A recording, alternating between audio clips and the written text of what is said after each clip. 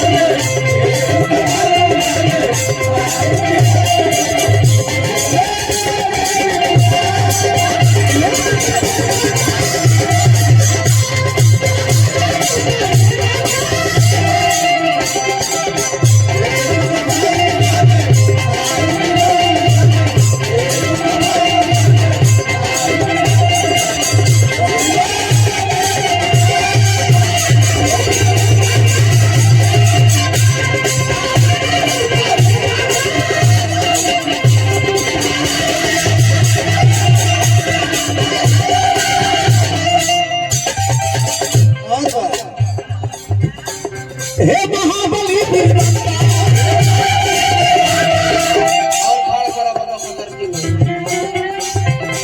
हे महाबली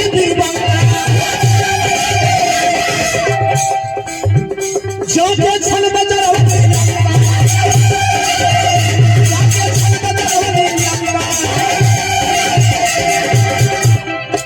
रावण जानता था कि हनुमान जी क्या है।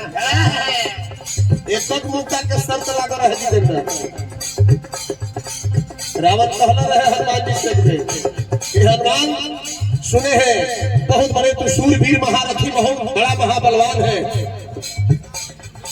शर्त लाग गई एक मुक्ता के एक घूसा के हनुमान जी बोले रावण पहले तू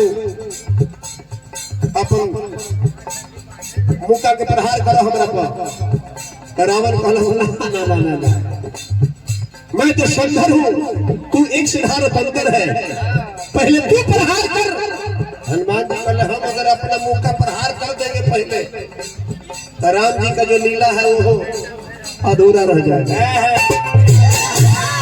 इससे पहले तू ही चला ले चाहे हम मारा तो पूरा नाटक में खत्म हो जाए। वही रावण मुष्टिका बांध के जैसे ही हनुमान जी पर मरने पर उठा के मेरे हनुमान जी थोड़ा सा विचलित हुए लेकिन ठेहुना पर रुक के थोड़ा देर रास्ता ले लिए कहीं वो भी साधारण नहीं। और जब हनुमान जी मुक्का बंधल है आकाश में ब्रह्मा जी हाथ जोड़ के खड़ा हो गई कि हे प्रभु तो रुद्र अवतार भगवान शंकर है एकरा मारे खातिर भगवान विष्णु अवतार ले जितना हुमच के रोवा मुक्का बांध दिल बनी कि भगवान राम के काम अधूरा रह गई। ऐसे तो एक अंश बने के उसके थोड़ा हल्का है करके तो हनुमान जी कहेंगे प्रभु अब तो मुक्का बना दे अब तो देव ही के पड़ी। लेकिन अब रोवा हाथ जोड़ने बनी तो एक पर कुछ विचार करके तो हल्का है दे दे हनुमान जी।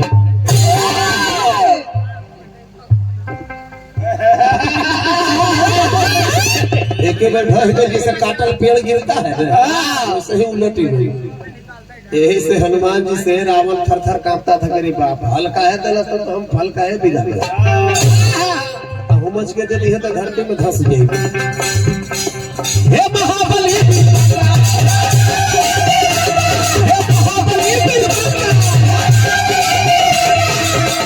जाके चल बदरवनी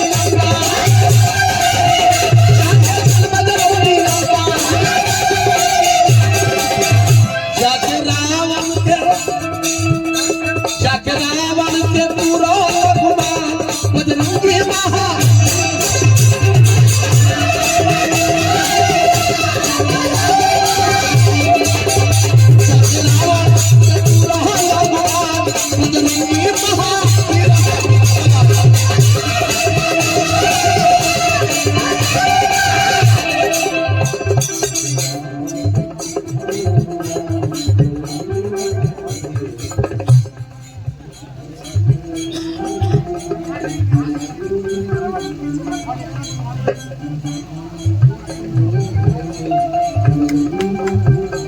बैठा